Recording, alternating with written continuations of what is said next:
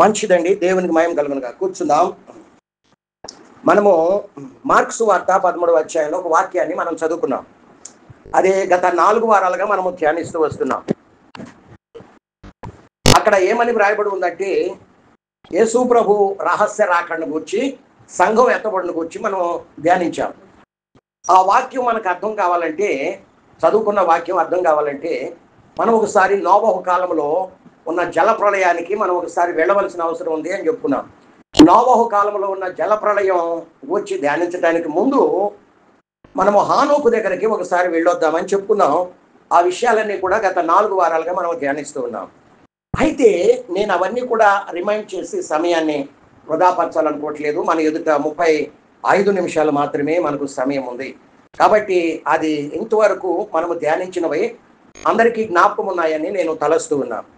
అయితే ఇప్పుడు మనం కంక్లూషన్ లాస్ట్ వీక్ ముగింపులో మనం ఏమని చెప్పుకున్నామంటే, హానోకు దేవునితో భక్తి కలిగి ఉన్నాడు. ఆ కాలంలో భక్తి కలిగి దినదినం దేవునికి దగ్గరవుతూ ఉంటే, దేవుడు ప్రతిరోజు కూడా హానోకు దగ్గరకు వచ్చి ఇద్దరు ముచ్చటించుకొని దేవుడు పరలోకానికి వెళ్ళిపోతూ ఉండేవాడు.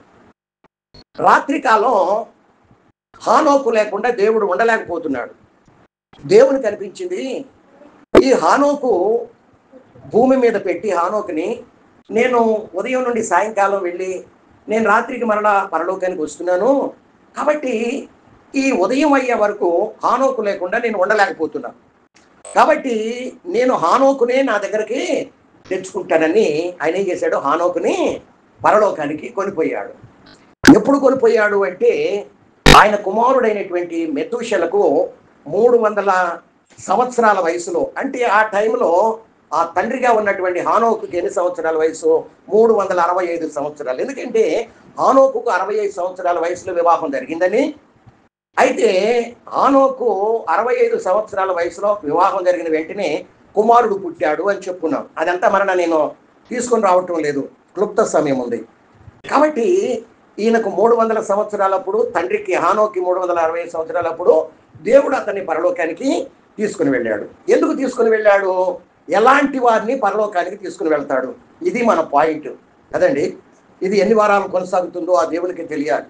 ఒక్కొక్క వాక్యం మనం 3 సంవత్సరాలు 4 సంవత్సరాలు ఒక్క సండే చెప్పుకోవాల్సిన వాక్యం దేవుడు అలా లీడ్ చేస్తూ ఉన్నాడు. కాబట్టి మనం ప్రార్థనాపూర్వకం ఉండాలని ప్రభు పేట మనం చేస్తున్నాం. దేవుడు హానోకును ఎందుకు తీసుకుని వెళ్ళాడు అంటే, దేవునికి హానోకు మధ్యలో చాలా క్లోజ్గా ఏర్పడింది బంధం. ఎంతగా అంటే విడదీయరాని బంధం. ఈ వ్యక్తి లేకపోతే నేను ఉండలేను అన్నంతగా హానోకి దేవునికి మధ్యలో రిలేషన్షిప్ ఏర్పడింది కదండి. కాబట్టి ఎలాంటి వారిని దేవుడు పరలోకానికి కొనిపోయి తనతో కూడా ఉంచుకుంటాడు అంటే, బైబిల్ చెప్తుంది. ఆదికాండం 5వ అధ్యాయం 24 వచనం తర్వాత చదువుకోండి. ఆదికాండం 5వ అధ్యాయం 24 వచనం, అలాగే హెబ్రీ పత్రిక 11వ అధ్యాయము 5వ వచనం. ఈ 2 వాక్యాలలో మనం చూస్తే మరణము చూడకుండా దేవుడు హానోకుని కొనిపోయాడు అని. ఎందుకు కొనిపోయాడు అంటే, హెబ్రీ 11 తెలియజేస్తుంది, ఆయనను దేవుడు కొనిపోక ముందు దేవునికి హానోకు ఇష్టడుగా జీవించాడట. అది యేసు ప్రభు పరలోకాన్ని విడిచి పరలోకంలో ఉన్న దేవదూతలందరినీ తీసుకొని ఆకాశ మండలానికి రాబోతున్నాడు. వస్తూ ఏం చేస్తున్నాడు? ఆకాశ మండలానికి వచ్చేటప్పుడు దేవదూతలే పరలోకంలో ఉన్నారు. ఆ పరలోకం స్టార్టింగ్ లో 3వ ఆకాశంలో పరిశుద్ధుల ఆత్మలు ఉన్నారు. చనిపోయిన పరిశుద్ధుల ఆత్మల్ని కూడా వెంట పెట్టుకొని ఆకాశ మండలానికి రాబోతూ ఉన్నాడు. అక్కడికి వచ్చి కడబోర 7వ దూత చివరి బోర ఊదుతూ ఉండగా చనిపోయిన మృతులైన పరిశుద్ధులందరూ లేపబడతారు. అక్కడికి పట్టుకొచ్చిన వాళ్ళ ఆత్మను ఆ మట్టి శరీరంలోనికి, సమాధిలోనికి పంపిస్తాడు. వారి ఆత్మ వారి శరీరం పైకి లేస్తూ ఉండగా మహిమను వారికి ధరింపజేస్తాడు. మహిమ శరీరాన్ని, ఆత్మ శరీరాన్ని వాళ్ళ శరీరానికి ధరింపజేస్తాడు. అంతేకాకుండా బ్రతికి ఉన్నటువంటి పరిశుద్ధులు, చనిపోయిన పరిశుద్ధులు లేపబడుతూ ఉండగా బ్రతికి ఉన్నటువంటి పరిశుద్ధులు వీళ్ళ శరీరం మీద ఆత్మ శరీరాన్ని, మహిమ శరీరాన్ని ధరింపజేస్తాడు. వారు వీరు ఏకమై వారందరూ కూడా కలిసి టెన్షన్గా లైన్లోకి వస్తారు. భూమి మీదనే ఏం చేస్తారు? ఇవన్నీ కనురెప్పబాట్లు. ప్రపంచమంతటా ఉన్న చనిపోయిన పరిశుద్ధులు లేపబడి బ్రతుకున్నటువంటి పరిశుద్ధులు. ఎందుకంటే గతంలో మనం చెప్పుకున్నాం, వారి వారి మహిమలు వేరు, వాళ్ళ గ్రేడ్లు వేరు, వాళ్ళ వ్యత్యాసాలు వేరు వేరు ఇప్పుడు గతంలో మనం చెప్పుకున్నామండి, మిలిటరీలో మేజర్స్ ఉన్నారు కదండి, సోల్జర్స్ ఉన్నారు, తర్వాత ఎవరు ఉంటారు, కెప్టెన్స్ ఉంటారు కదా. వాళ్ళ ర్యాంకులు వేరు, వాళ్ళ జెండాలు వేరు, వాళ్ళ అన్నీ కూడా, వాళ్ళ క్యాపులు వేరు, వాళ్ళ వాళ్ళ అధికారం వేరు, వాళ్ళ మహిమలు వేరు. అట్లనే పరిశుద్ధులందరికీ పరలోకంలో ఒకే రకమైన మహిమ కాదు, రకరకాలైనటువంటిది. ఈ లోకంలో ఒక వ్యక్తి అంటులు తోముకునేవాడు కావచ్చు, విశ్వాసి, ఒకవేళ రిక్షా తొక్కేవాడు కావచ్చు, ఒకవేళ మూటలు మోసుకునేవాడు కూలీ కావచ్చు. ఎవరైనా కానీ దేవుని మందిరానికి వెళ్ళి చదువు రాకపోవచ్చు, బైబిల్ చదవటం రాకపోవచ్చు, కానీ దేవుని వాక్యానికి వాళ్ళు విని, శ్రద్ధగా విని, ఆ వాక్యానికి లోబడి ఎవరైతే గంటలు గంటలు ప్రార్థన చేస్తూ ఉంటారో అలాంటి వారు మొట్టమొదటి వరుసలోకి వస్తారు. దేవునికి మహిమ కలుగును గాక. పరలోకంలో దేవుని సింహాసనం వేసుకొని ఉంటే ఆ మొదటి లైన్లో దేవునికి సమీపంగా అతి దగ్గరగా ఎవరుంటారో ఇలాంటి వాళ్ళు, దేవునికి మహిమ కలుగును గాక. ఈ లోకంలో యజమానులైన వాళ్ళేమో చివరి వరుసలో ఉండొచ్చు, తినటానికి లేని వాళ్ళు మొదటి వారు. సరే, మన సబ్జెక్ట్ అది కాదు, గతంలో అవన్నీ కూడా ధ్యానించాం. అయితే ఈ క్షణంలో గనక యేసు ప్రభు పరలోకాన్ని విడిచి ఆకాశ మండలానికి వస్తే ఎంతమంది మనలో ఇక్కడ కూర్చున్నటువంటి వారిలో పరలోకాన్ని కొనిపోబడతారు? ఇది కదండి. హానోకు చనిపోకముందు ఎలా జీవించాడట? దేవునికి ఇద్దరు వ్యక్తుల మధ్య ఇష్టం అనేది ఎప్పుడు ఏర్పడుతుంది చెప్పండి? కొంత సమయం లేకపోయినా కొంత సమయాన్ని తీసుకొని వారు అక్కడ కలుసుకొని వాళ్ళ హృదయంలో ఉన్న అన్ని కూడా చెప్పుకుంటే వాళ్ళిద్దరి మధ్య విడదీయాలని బంధం, ఫ్రెండ్షిప్ ఏర్పడుతుంది. హానోకు దేవుడు కూడా క్లోజ్గా మూవ్ అయ్యారు. కాబట్టి దేవునికి ఎలా అనిపించింది అంటే, ఈ వ్యక్తి లేకపోతే నేను ఉండలేను అన్నంతగా. కాబట్టి దేవుని పిల్లలారా, మనం బ్రతికేది ఈ లోకంలో 70 సంవత్సరాలు 80 సంవత్సరాలు, బైబిల్ చెప్పేది అది. కానీ ఈ రోజుల్లో ఎవరికి కూడా గ్యారంటీ లేదు. మొన్న 24 సంవత్సరాల వయసు కలిగిన ఖమ్మం జిల్లా తల్లాడ నుండి ఒక వ్యక్తి ఉప్పలకు వచ్చి అక్కడ షటిల్ బ్యాడ్మింటన్ ఆడుతున్నాడు. మంచి హైట్ ఉన్నాడు, మంచి స్ట్రాంగ్గా ఉన్నాడు కుర్రోడు. ఎంత బలంగా ఉన్నాడంటే చక్కగా ఉన్నాడు. అది కొట్టాడు, అది బ్యాట్ కొట్టాడు, అవతలకు పోయింది. అవతల వ్యక్తి మరలా అటుండి కొడితే వెనక్కి వెళ్ళిపోయింది. వెనక్కి వెళ్ళి అది దాన్ని ఏమంటారు, అది తెచ్చుకొని ఏదో అది తెచ్చుకొని ఇట్లా చెయ్యి కొంచెం లేపాడండి, కొంచెం ఇట్లా అన్నాడు, ఇట్లా ఒరిగిపోయాడు. ఆన్ ది స్పాట్ హార్ట్, దాన్ని ఏమంటారు, అరెస్ట్, హార్ట్ అరెస్ట్, అటాక్ కాదు, కార్డియాక్ అరెస్ట్. అది చూసారా? On the spot. ఎవరైనా అనుకున్నారా? 6 అడుగులు ఎత్తున్నాడు, తెల్లగా ఉన్నాడు, బలంగా ఉన్నాడు, ఎవరు అనుకోలా. అది ఒక జిల్లాకో ఒక స్టేట్కో అది ఆటల పోటీ జరుగుతుంది. మొన్న స్కూల్లో 8 సంవత్సరాల పిల్లవాడు ఖోఖో ఆడిస్తున్నారు, ఇవన్నీ వార్తల్లో. ఖోఖో ఆడిస్తుంటే స్కూల్లో పిల్లలు అందరు లైన్లో నిలబడ్డారు. ఆ పిల్లవాడు ఇట్లా ఒరిగిపోయాడు. ముందు వాళ్ళకి అర్థం కాలే, వెనక వాళ్ళకి ఇట్లా ఒరిగి అంది స్పాట్ ముక్కులో నుండి బ్లడ్ గారి చనిపోయాడు. చూసారా? ఎవరు అనుకోలే.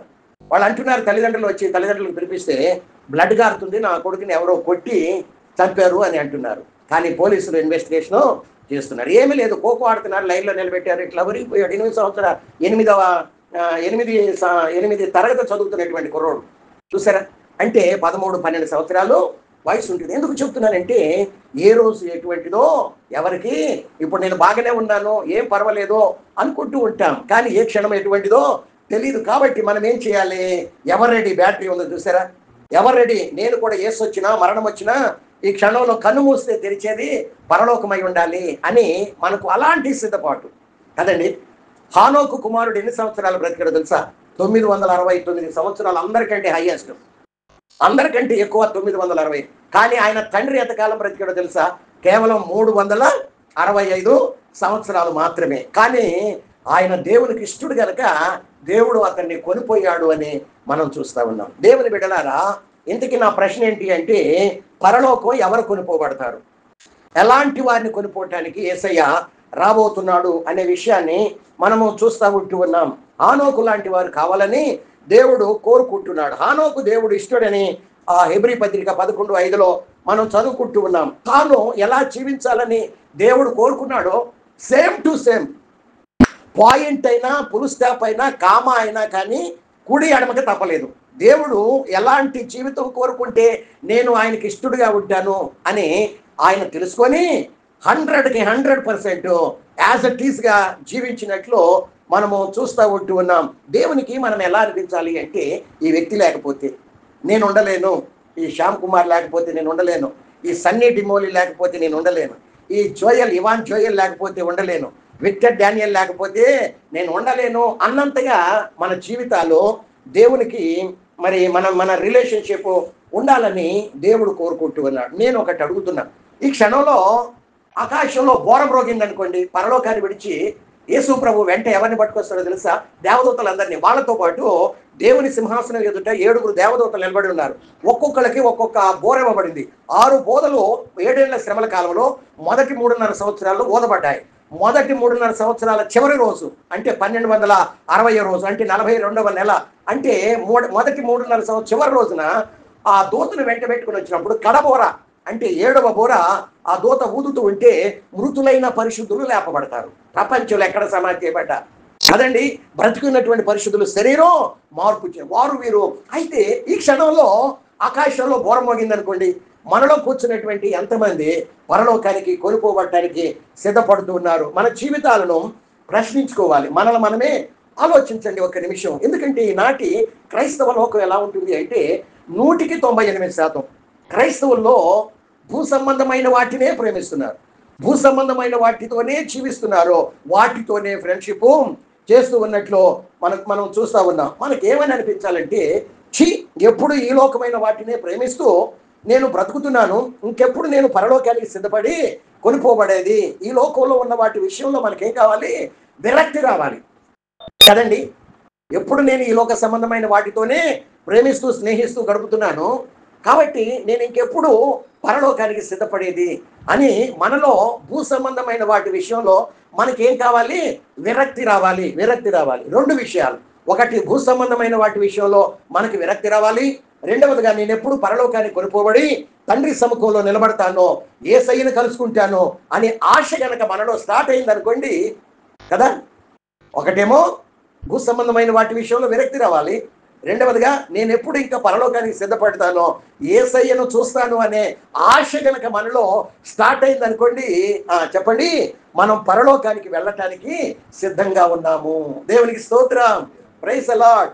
ఆదిమ సంఘం కదండి, ఆదిమ సంఘం మొదటి శతాబ్దం అంటే పౌలు, పేతురు, యోహాను వీళ్ళు జీవిస్తున్నటువంటి కాలంలో మరణం వస్తుందంటే సంతోషించేవాళ్ళు.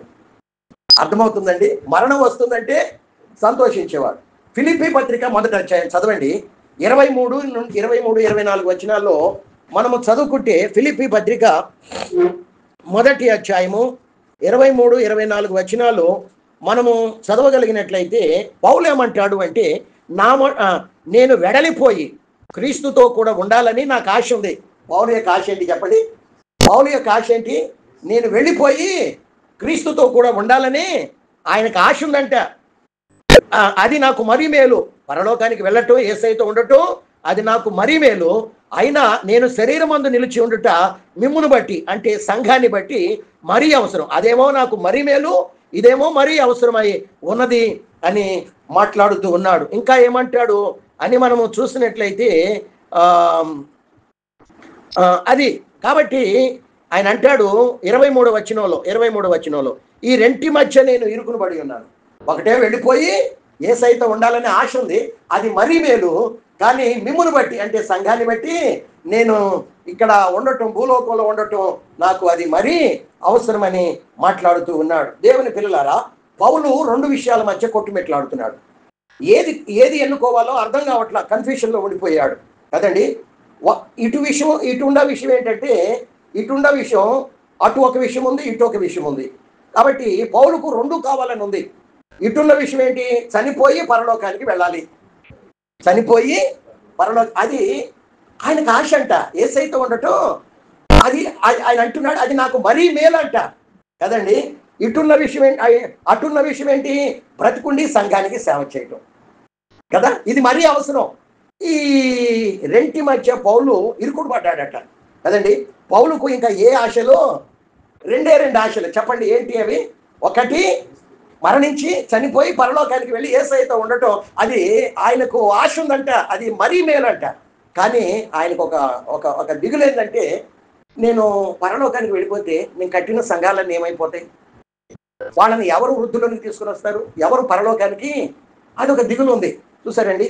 కాబట్టి ఒక పక్క ఆశ, మరొక ప్రక్క దిగులు. ఆదిమ సంఘస్థులు అంటే పౌలు, పేతురు, యోహాను జీవిస్తున్నటువంటి వాళ్ళందరూ నడిపించిన సంఘాలు కనుక ఇప్పుడు ఈ రోజున కనుక భూమి మీద ఉంటే వాళ్ళలో ఎవరైనా కరోనా వచ్చి డాక్టర్ చెప్పాడు అనుకోండి, నువ్వు మరణిస్తున్నావు, చనిపోతున్నావు అని చెప్తే వాళ్ళు ఎగిరి గంతేస్తారట కదండి. పేతురు, యోహాను, పౌలు నా కాలంలో ఉన్నటువంటి ఆదిమ సంఘస్థులు కనుక ఈ రోజు భూమి మీద బ్రతికి ఉంటే డాక్టర్ వచ్చి కరోనా వచ్చి నువ్వు చనిపోతున్నావంటే వాళ్ళు ఎగిరి గంతేసేవాడు. ఎందుకంటే వాళ్ళు ఎగిరి గంతేయటం మాత్రమే కాదు, పాటలు పాడతారట, దేవుని స్తుతించేవాడు. వాళ్ళకున్న సంతోషం ఏంటంటే మేము పరలోకానికి వెళుతున్నాం, ప్రభువుని కలుసుకుంటున్నాం. అది దేవునికి మహిమ కలుగును గాక. ఏముందండి ఈ బ్రతుకు? 70-80 సంవత్సరాలు దేవుడు సృష్టించుకుంది. ఆయనకు ఒక ఉద్దేశం ఉంది మన పట్ల, ఆయనకు ఒక ప్లాన్ ఉంది, ఆయనకు ఒక ప్రణాళిక ఉంది. దాన్ని మన పట్ల నెరవేర్చాలని చూస్తుంటే మనం లోబట్టలా తిరుగుబాటు చేసి మన ఇష్టాలనే తుచ్చమైన నీచమైన ఎంతకాలం ఉంటామండి? తింటం, త్రాగటం, కట్టుకోవటం, పండుకోవటం, నిద్రపోవటం, ఇదే కదా ఎంతకాలం అయిన బ్రతుకు. అసలైంది ఏంటి? ఈ జీవితం తదనంతరం అసలు జీవితం అక్కడ ప్రారంభమవుతుంది. అది మన ఊహకు అందదు ఆ మహిమ, మన ఆలోచనకి మించింది ఆ ఆనందం. దాన్ని తలుచుకుంటేనే ఒళ్ళు పులకరించిపోతూ ఉంటుంది. దాని కొరకు మనం సిద్ధపడాలి కదండి. దేవునికి మహిమ కలుగును గాక. కానీ ఇప్పుడున్న విశ్వాసులు ఏంటో తెలుసా? ఇంకా మీరు ఒక వారానికి చనిపోతారు అని చెప్తే చాలు, ఈ విశ్వాసి భయపడి ఏం చేస్తాడో తెలుసా? టీవీ ఆన్ చేస్తాడు. టీవీ ఆన్ చేసి లైవ్లో ఉన్న ఆ పాస్టర్లందరి ఫోన్ నెంబర్లు రాసుకుంటాడు. ఆ ఫోన్ నెంబర్ రాసుకొని అక్కడ ఒక్కొక్కడికి ఫోన్ చేయటం మొదలు పెడతాడు. అయ్యా పాస్టర్ గారండి, డాక్టర్ గారు ఇంకా వారానికి నేను చనిపోతానని చెప్పాడు, కాబట్టి దయచేసి నా కోసం ప్రార్థన చేయండి. ఒక్కళ్ళకి కాదు, ఇద్దరికి కాదు, ఎంతమంది లైవ్లో వస్తారో అంతమందికి దేవుడు ఒక మానవుడికి ఒక నిర్దిష్టమైనటువంటి ఒక టైం పెట్టాడు. నీవు ఈ రోజున ఈ గంటకు ఈ నిమిషానికి నువ్వు చనిపోతావు. డాక్టర్లు కూడా బ్రతికించలేరు, డాక్టరే చెప్తున్నాడు నువ్వు చనిపోతావు అని. పాస్టర్లకి ప్రార్థన చేయండి అంటే వాళ్ళు బ్రతుకుతారా? ఏమండి, బ్రతుకుతారా? కానీ వీళ్ళు దిగులేదంటే ఆదిమ సంఘంలో ఉన్నటువంటి క్రైస్తవులకి ఈనాటి క్రైస్తవులకు వ్యత్యాసం పరిశుద్ధాత్మ దేవుడు మన ముందు పెడుతున్నాడు. ఆ కాలంలో నువ్వు కరోనా వచ్చి నువ్వు చనిపోబోతున్నావు అంటే ఎగిరిగంతేసేవాళ్ళు, పాటలు పాడేవాళ్ళు, దేవుని స్తుతించేవారు. కానీ ఈనాటి క్రైస్తవులు ఏం చేస్తారంటే వాళ్ళు దిగులుతో లైవ్లో ఉండే నంబర్లన్నీ పాస్టర్ల నంబర్ రాసుకొని వాళ్ళకు ఫోన్ చేసి, అయ్యా ఇంకా నువ్వు వారానికి చనిపోతావు అంటున్నారు, దయచేసి నేను బ్రతకాలండి, నా కోసం ప్రార్థన చేయండి అని ఒక్కడికా ఇద్దరుగా ఎంతమంది వందల మంది పాస్టర్లకి వాడు ఫోన్ చేసి వేడుకుంటా ఉంటారు. కానీ ఒక్కరోజు, వారం రోజులు ఒక్క రోజు గడిచిపోయింది అనుకోండి, దుఃఖం పెరిగిపోద్ది వాళ్ళలో ఏం పెరిగిపోద్ది? దుఃఖం పెరిగిపోద్ది. దుఃఖం పెరిగిపోయి అయ్యో నేను చనిపోకూడదు, నేను బ్రతకాలి అనే ఆశ. పౌలుకి ఏంటి ఆశ? నేను మరణించి పరలోకానికి వెళ్ళి నా యేసుతో కూడా ఉండాలన్న ఆశ. కానీ ఇప్పుడున్న క్రైస్తవులకు ఏంటి ఆశ అంటే నేను బ్రతకాలన్నటువంటి ఆశ. చూడండి, నాకు ఎలాగైనా స్వస్థత కావాలి, నేను బ్రతకాలి. ఇప్పుడు ఇవన్నీ చేస్తారన్నమాట. ఎందుకంటే మరణం అంటే భయం. అన్యులైనా ఏమంటారంటే ఏదో బ్రతికేమో, ఇక నేను వెళ్ళిపోతున్నాను, చాలే ఇక జీవితం అనుకుంటారు. కానీ క్రైస్తవులకైతే మరణం అంటే భయం, ఎక్కడ లేనటువంటి భయం. చూసారండి. కానీ యేసు ప్రభు మిమ్మల్ని బ్రతికించాడు అనుకుందాం. యేసు ప్రభు బ్రతికించాడు, ఆయుష్కాలం పొడిగించారు. అయితే ఏం చేస్తారు?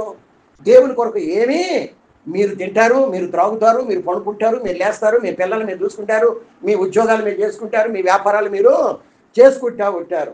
ఇప్పుడు నేను ఉన్నానండి, వాక్యం చెబుతూ ఉండగా గుండెకి చనిపోయాను అనుకుందాం. నా శరీరంలో నుండి నా ఆత్మ బయటకు వచ్చింది.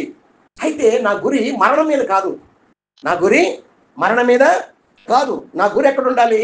చనిపోయినా బ్రతికున్నా నేను క్రీస్తు మీద ఉండాలి, పరలోకాల మీద ఉండాలి. దేవునికి మహిమ కలుగును గాక. ఈ మధ్యకాలం గతంలో కూడా చెప్పాను, ఎల్బీ నగర్ ఒక జంటకు ఒక వృద్ధుడు సూటు బూటు వేసుకొని వచ్చి మధ్యలో నిలబడి వివాహం జరిగిస్తా ఉన్నాడు. పెళ్లి ప్రమాణాలు చేపిస్తూ ఉన్నాడు. పెళ్లి ప్రమాణాలు చేపిస్తూ ఉండగా వెనక కుర్చీలో కొరిగిపోయాడు. On the spot cardiac arrest వచ్చేసింది. ఆన్ ది స్పాట్ పెళ్లి మధ్యలో ఆగిపోయింది కదండి. ఇప్పుడు అదే నేనున్నాను, నా ఆత్మ నా శరీరాన్ని విడిచి బయటకు వస్తే నా గురి ఎక్కడ ఉండాలని చెప్పుకున్నాం? మరణం మీద కాదు. నా గురి ఎక్కడ ఉండాలి? నేను బ్రతికున్నా, నేను చనిపోయినా, నేను ఇక్కడ కళ్ళు మూస్తే పరలోకంలో కళ్ళు తెరవాలి కదండి. ఒకవేళ నేను బోధలు చేయొచ్చు, నేను ఎన్నో ప్రసంగాలు చేయొచ్చు, యూట్యూబ్ మినిస్ట్రీ చేయొచ్చు. అయినప్పటికీ కూడా నాలో సిద్ధపాటు లేకపోతే, నేను ఈ లోకాన్నే ప్రేమిస్తూ ఈ లోకంతోనే స్నేహం చేస్తూ దేవునితో ఎటువంటి హానోకులాగా రిలేషన్షిప్ లేదనుకోండి, నేను కన్ను మూస్తే ఎక్కడ ఉంటాను? ప్రస్తుతం పాతాళంలో, తర్వాత ధవళ సింహాసనం ఎదుట తీర్పు కొరకై, ఆ తర్వాత నిత్యమైన నరకాగ్ని గుండానికి వెళ్ళిపోతాను. అది ఎంత భయంకరమైనటువంటి పరిస్థితితో తెలుసా? క్రైస్తవులకు ఉండాల్సిన ఆశ నిరీక్షణ ఏంటంటే, ఫిలిప్పీ పత్రిక 1:23లో పౌలు అంటాడు, నా మట్టుకైతే బ్రతుకుట క్రీస్తే, చావైతే లాభము. చావులో ఏముందంట? పౌలుకి చావులో ఏముంది చెప్పండి? పౌలుకి చావులో ఏముంది? 119వ కీర్తన 67వ వచనం 71వ వచనం మీరు తర్వాత చదువుకుంటే, శ్రమలు నాకు మేలు అంటాడు. కీర్తనాకారుడు ఏమంటాడు? శ్రమలు నాకు మేలు అని మాట్లాడు. సావులో మేలు, శ్రమల్లో. నిజమైన భక్తులకి శ్రమలు రావటం ఎవరైనా ఒప్పుకుంటారండి? ఇష్టపడతారా? కానీ ఆ కీర్తనాకారుడు ఏమంటున్నాడంటే, శ్రమలు నాకు రావటం, ఆ సందర్భాన్ని మాట్లాడటం ఇప్పుడు సమయం కాదు. కానీ దేవుని పిల్లలారా, నిజంగా శ్రమల్లో మనకేముంది? ఎందుకంటే శ్రమ రాకముందు నేనేం చేశాను? త్రోవ తప్పాను. ఇది ఒక రూట్ అండి. రూట్లో నుండి వెళ్తే నేను గమ్యానికి చేరుకుంటా క్షేమంగా. కానీ నేను రూట్ తప్పినప్పుడు అది నన్ను ఎక్కడికి తీసుకుని వెళ్తుంది? లోయల్లోకి, గుట్టల్లోకి, మరణం, నరకం. చూస్తారా? కానీ శ్రమ రాకమునుపు నేను త్రోవ తప్పాను. శ్రమ వచ్చి నన్ను ఏం చేసింది? నన్ను సరైన రూట్లోకి, అది నాకు మేలా, నష్టమా, కీడా? లాభమే కదా, నాకు మేలే కదా. దేవునికి మహిమగా సిద్ధపడి ఉన్నటువంటి భక్తులు ఏమంటారంటే, నా మట్టుకైతే బ్రతకటం క్రీస్తే, సావైతే నాకు లాభం. పౌలు ఏమంటాడంటే, హెబ్రీ పత్రిక 11:24 నుండి ఇక క్రింది వచనాల్లో మనం చదువుకుంటే ఆయన ఏమంటాడంటే, దేవుని పిల్లలతో అరణ్యంలో శ్రమనంది ఉండుట నాకు మేలు అంటాడు. అది ఒక గొప్ప భాగ్యం అంటాడు. నిందలు, క్రీస్తు కొరకై నాకు నిందలు వస్తున్నాయి, వీళ్ళందరూ రాళ్లతో నన్ను కొట్టడానికి మోషే, మాకేది పాలు తేళ్లు ప్రవహించే దేశాన్ని ఇస్తానన్నావు, కానీ ఇక్కడ మాకు తినటానికి తిండి లేదు, నీళ్లు లేవు, ఏంటి మోషే అని రాళ్ళు తీసుకొని అనేక రకాలుగా దూషించారు, కొట్టబోయేవాడు. కానీ అవన్నీ కూడా ఆయన ఏమంటాడు? క్రీస్తు విషయమైన నిందలు మరి గొప్ప భాగ్యమని ఆయన ఎంచినట్లు దేవుని పిల్లలారా మనము చూస్తూ ఉంటూ ఉన్నాం. దేవునికి మహిమ కలుగును గాక. ఒకే ఒక్క మాట చూపించి నేను ముగిస్తాను. ప్రభు రాకడ ఆలస్యమైతే వచ్చేవారు మనం దీన్ని కంటిన్యూ చేయడానికి ప్రయత్నం చేద్దాం. ఒక రోజు పౌలు ప్రార్థన చేసుకుంటున్నాడు. ప్రార్థన చేసుకుంటే పౌలుకు దేవుడు ప్రత్యక్షమై ఏమన్నాడంటే, పౌలు నువ్వు మరణించబోతున్నావు అని చెప్పాడు కదండి. పౌలు నీవు మరణించబోతున్నావు అని చెప్పాడు. అయితే 2వ తిమోతి పత్రిక 4వ అధ్యాయం 6, 7, 8 వచనాలు. తిమోతికి రాసిన 2వ పత్రిక 4వ అధ్యాయము 6 నుండి 8 వచనాల వరకు మనము చదువుకుంటే, తిమోతికి పౌలు లేఖ వ్రాస్తూ ఏమంటున్నాడంటే, నేను వెడలిపోయే కాలం సమీపంగా ఉంది. ఒకప్పుడు ఏమన్నాడు? ఇందాక మనం ఫిలిప్పీ 1:23-24 చదువుకున్నా, నేను వెడలిపోయి క్రీస్తుతో కూడా ఉండాలన్న ఆశ ఉంది అన్నవాడు తిమోతికి తన చివరి అంకంలో, ఆయన ఇంకా కొన్ని గంటలకు మరణించబోతున్నాడు అనగా చివరి లేఖ వ్రాస్తున్నాడు. తన ఆత్మీయ కుమారుడైన తిమోతికి లేఖ వ్రాస్తూ ఆయన ఏమంటున్నాడంటే, నేను వెడలిపోయే కాలం దగ్గర పడింది, సమీపంగా ఉంది, మంచి పోరాటం పోరాడాను. రే సోదరి సోదరుడా, పౌలు వలె మనము కూడా ఈ మాట చెప్పగలిగే స్థితిలో ఉంటున్నామా? ఒకవేళ అలాంటి స్థితిలో కనుక ఉంటే మనంతటి ధన్యులు, భాగ్యవంతులు ఎవరో కూడా లేరు. ఆయన అంటున్నాడు, నేను వెడలిపోయే కాలం సమీపంగా ఉంది, నేను మంచి పోరాటం పోరాడాను, నా పరుగు తుదముట్టించాను అని. హిందీలో ఏముంది చెప్పండి? మై అచ్చే యుద్ధ కార్యం, అదేనా? చెప్పండి.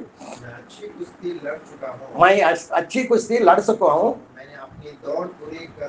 मैं अपना दौड़ पूरी कर लिया हूँ, मैं विश्वास की रखवाली की. చూసారా? నిజంగా ఎంత మంచి యుద్ధం చేశాడంటే, మంచి పోరాటం. హిందీలో ఏముంది?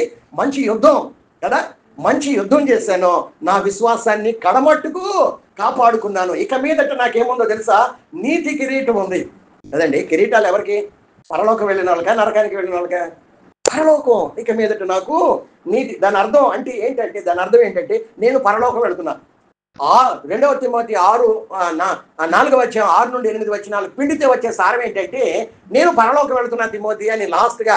ఎందుకంటే ఇక తిమోతికి ఆయనకి ఇక్కడ భూలోకంలో ఎటువంటి బంధం, కొన్ని గంటల్లో చనిపోబోతున్నాడు. కాబట్టి దాని అర్థం ఏంటి అంటే, నేను తిమోతి పరలోకానికి వెళుతున్నాను. ప్రకటన గ్రంథం 12వ అధ్యాయం 11వ వచనం 2వ లైన్లో మనం చదువుకుంటే, వారు మరణం వరకు తమ ప్రాణములను ప్రేమించిన వారు కారంట. ఎవరు వాళ్ళు? మొదటి 3.5 సంవత్సరాల గ్రేట్ ట్రిబ్యులేషన్లో కదండి. 666 ముద్ర నేను ముద్ర వేసుకోను, నేను క్రీస్తు కొరకే మరణిస్తా, మీరు నన్ను చంపుకుంటారా చంపుకోండి. చూసారా, మరణము వరకు వారు ఏం చేశారంట? తమ ప్రాణములను ప్రేమించిన వారు కారు. అంటే దాని అర్థం ఏంటో తెలుసా? ప్రకటన గ్రంథం 2వ అధ్యాయము 10వ వచనంలో, ప్రకటన గ్రంథం 2వ అధ్యాయం 10వ వచనం 3వ లైన్లో, మరణము వరకు నమ్మకంగా ఉండటమే. పాస్టర్ గారు బాప్తీసం ఇస్తాడు కదండి, కొన్ని ప్రమాణాలు చేపిస్తాడు, నమ్ముతున్నావంటే నమ్ముతున్నాను అన్నీ అంటారు. చివరి మాట ఏమని పలుకుతాడంటే, ఒడ్డుకు వెళ్లే ముందు నీళ్లలో నుండి మరణము వరకు నమ్మకముగా ఉండు, ఆయన నీకు జీవ కిరీటం ఇస్తాడు కదండి. పౌలు ఏమంటున్నాడు?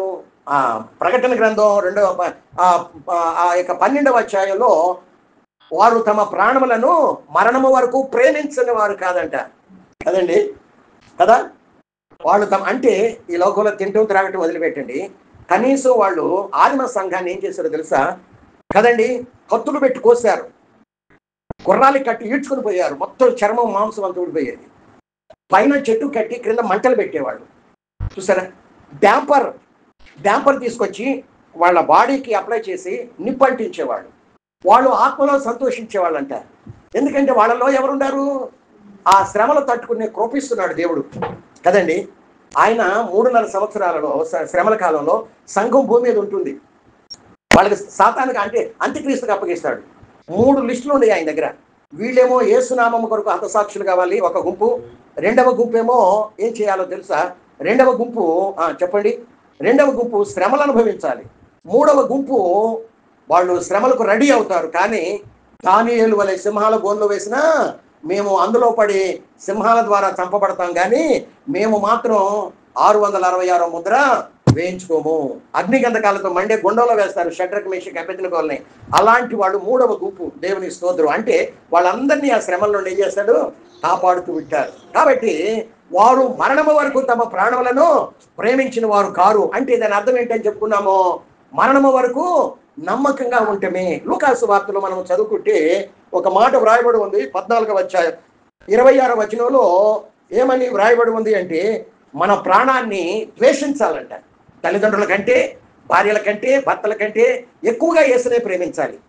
యేసు కంటే ఏమని చివరికి మన ప్రాణాన్ని మనం ప్రేమించకూడదు, మన ప్రాణాన్ని మనం ద్వేషించాలి. మనం పరలోకానికి వెళ్ళాలంటే ఏం చేయాలి? మన ప్రాణాన్ని మనము ద్వేషించాలి. మన ప్రాణం కంటే ఎక్కువగా పరలోకాన్ని, యేసయ్యను మనం ప్రేమించాలి అని దాని అర్థం కదండి. ఒకరోజు పౌలును అరెస్ట్ చేసి జైల్లో పెట్టారు. కేసు ట్రైల్కి వచ్చింది. ట్రైల్కి వచ్చింది అంటే ఎఫ్ఐఆర్, ఫస్ట్ ఇన్వెస్టిగేషన్ రిపోర్టు. దాన్ని ప్లస్ పోలీసులు కొన్ని ఎవిడెన్స్లు, సాక్ష్యాలన్నీ కూడా కలెక్ట్ చేసుకుంటారు. ఆ ఎఫ్ఐఆర్ని పోలీసులు ఇవన్నీ కలెక్ట్ చేసుకునేటువంటి ఆ ఎవిడెన్స్లు అన్నీ కూడా కోర్టులో సబ్మిట్ చేశారు. అంటే ఆనాటి చక్రవర్తి ముందు పెట్టారు. వాళ్ళ లాయర్కి వీళ్ళ లాయర్కి వివాదం జరుగుతుంది. అంతా అయిపోయింది.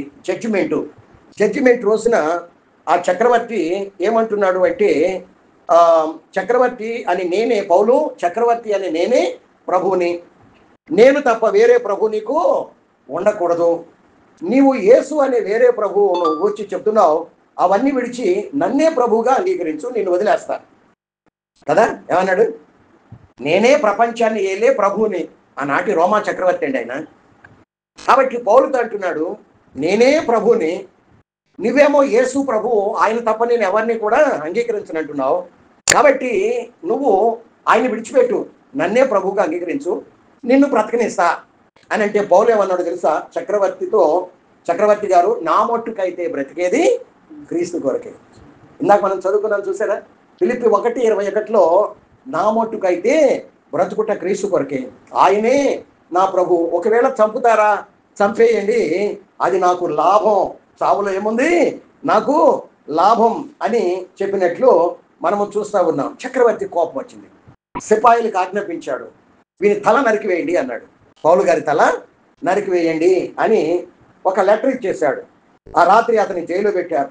అర్ధరాత్రి ఒక సిపాయి వచ్చి, పౌలు ఇప్పటికైనా యేసును విడిచిపెట్టు, మన చక్రవర్తి గారిని ప్రభువుగా అంగీకరించు, నిన్ను బ్రతకనిస్తాడు అంటే అయ్యా, నువ్వు 100 సార్లు అడిగినా, నువ్వు అడిగినా, చక్రవర్తి అడిగినా నా నోట నుండి వచ్చేది ఒకే మాట.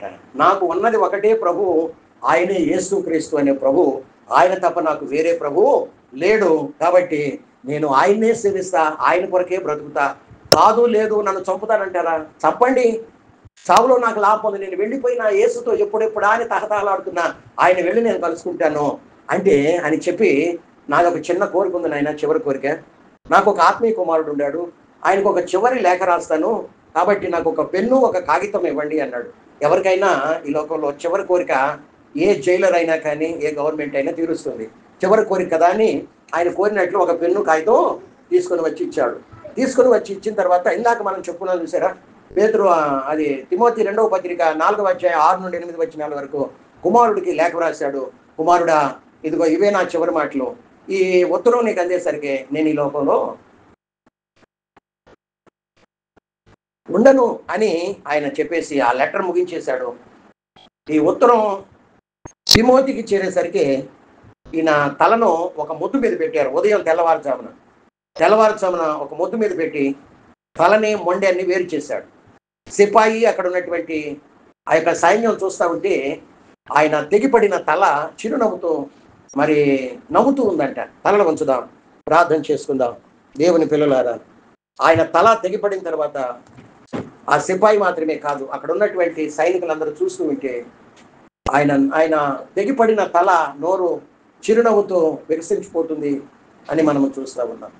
నా మట్టుకైతే బ్రతుకుట యేసు కొరకే. ఆయనే నా ప్రభు, ఆయనే నన్ను సృష్టించాడు, ఆయనే నా కోసం ప్రాణం పెట్టాడు, ఆయనే నన్ను రక్షించుకున్నాడు నరకం నుండి, ఆయనే నన్ను పరలోకాన్ని తీసుకుని వెళ్ళడానికి రాబోతున్నాడు.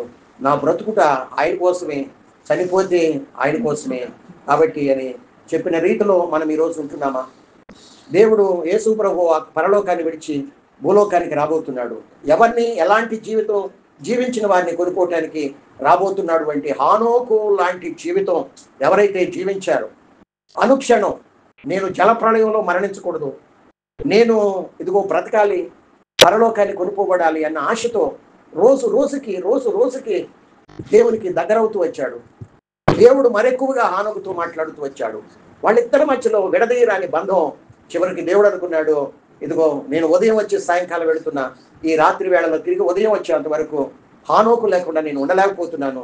కాబట్టి నేను హానోకును ఎందుకు తీసుకుని పోకూడదు, నాతోనే ఎందుకు ఉంచుకోకూడదు అనుకొని హానోకును తీసుకున్నాను. ఎలాంటి వారిని కొనిపోతున్నాడు అంటే, ఆయనకి ఇష్టలైన వారిని కొనిపోవటానికి రాబోతున్నాడు. ప్రియ సోదర సోదరి, మన జీవితాల్లో ఒక్క నిమిషం పరిశీలన చేసుకుందాం, ప్రార్థన చేద్దాం. ప్రేరేపణ కలిగిన వారు ప్రార్థించండి.